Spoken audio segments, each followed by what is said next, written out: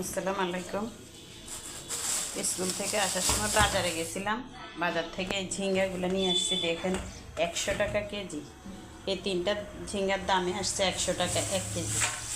তারপরে আনছি 10 টাকার ধনিয়া পাতা। এরপরে আনছি একটা এনার্জি বিস্কিট।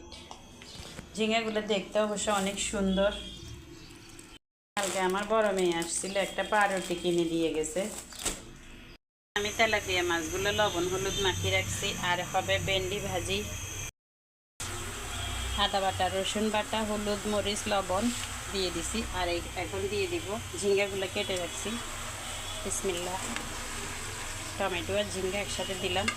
এদিকে ভেন্ডি ভাজি হচ্ছে, ভাজি নামায় রাখছি। আসসালামু আলাইকুম।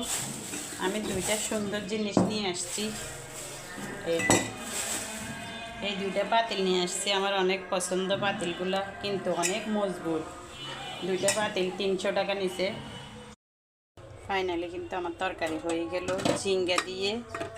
তারপর হচ্ছে তেলাপিয়া মাছ। একটু তরকারি আমার মেয়ের জন্য রাখি দিব, যেহেতু কালকে ভার্সিটির থেকে আসবে, তো ওর জন্য একটু আজকে রাখি দিছি। কারণ তরকারি বারবার গরম করলে মজা থাকে না, এই জন্য একটু রেখে দিচ্ছি। আরগুলো আমরা খেয়ে ফেলবো আজকে। এই তরকারিটা ফ্রিজে রাখি দিচ্ছি। আজকে তরকারি অনেক ঝোল রাখি দিয়েছিলাম। এদিকে কিন্তু ভেন্ডি ভাজিও মজা করে রান্না করছি। আজকে দুইটা তরকারি অনেক মজা হয়েছে।